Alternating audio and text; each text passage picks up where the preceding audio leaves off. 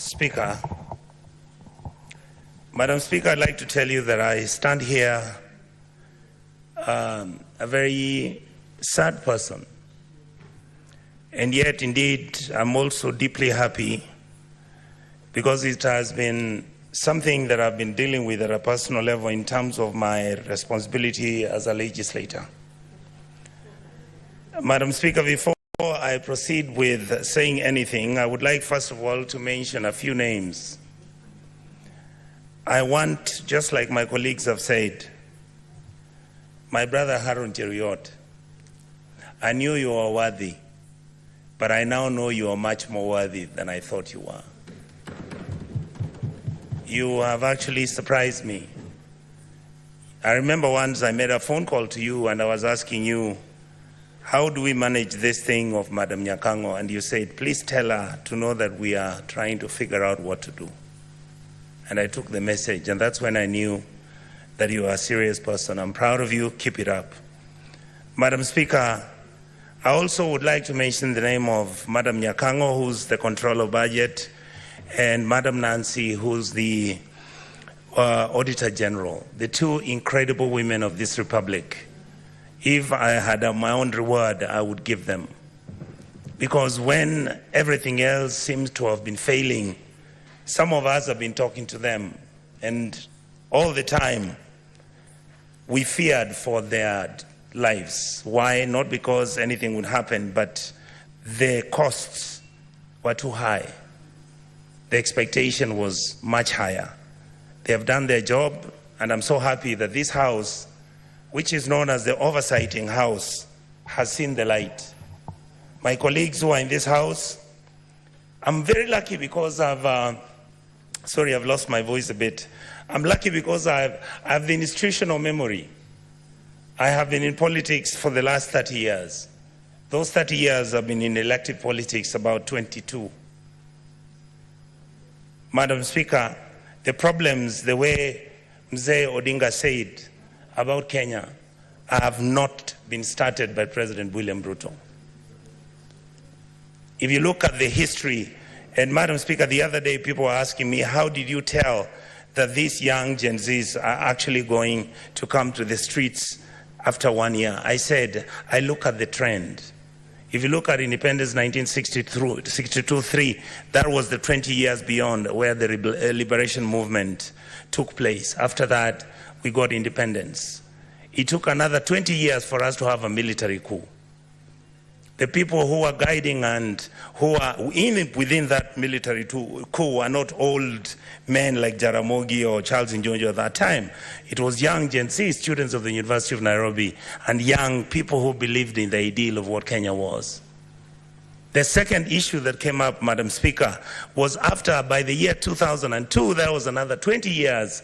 Then you come to 2002 is when Kibaki was elected, is when we have a referendum, is when we have a new constitution, and then we say Kenya is now on the right path. After that, Madam Speaker, we did not follow the letter of the constitution.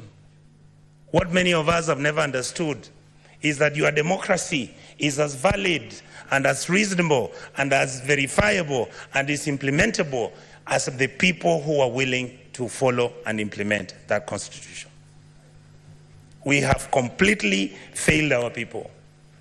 And that is why when the elections took over and we had challenges, and that is why when you look at our country and the crisis that has come up, when you look at the issues which are bedeviling our country, you realize that we are on quicksand.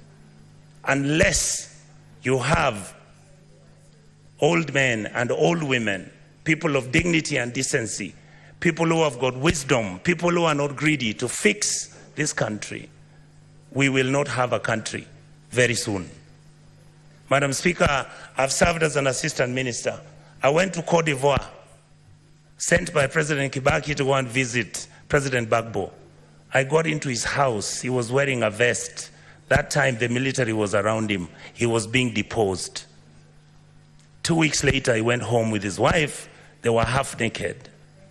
Those sins are not sins that Africa should be proud of. Madam Speaker, our country has broken down. Our country has challenges. But before I go to how, in a short notice, what we can do, I would like to ask the President, and I asked him the other day, the children who died and the children who are in the prisons, please remove them. Those who have died, I want to ask this House, the Senate, let us make sure that those children get a state funeral. Those who are not criminals, these are children who had reached a dead end. Madam Speaker, what is wrong with our country? We call it a company with shareholders. Our country is not a company. Our company is Kenya, which is a state. It has 50 million people who all expect and demand certain services from the state. We, the politicians in this House, I heard my colleague speak. I am so happy that we are now telling each other the truth. We are the ones who carry militias. We are the ones who go and carry cattle rustlers. We are the ones who have got companies that are doing business in government departments. We are the ones who are stealing the money. Look at the national government, call it down, bring it down to the National Assembly. We must begin to look at issues like CDF. We must look at the Women Fund. We must look at the structure. Do we need all the people who have been given offices? I've been asking this publicly. Why are governors running county governments as if they are private companies where they are stealing money, buying properties abroad, driving such big vehicles, including ourselves?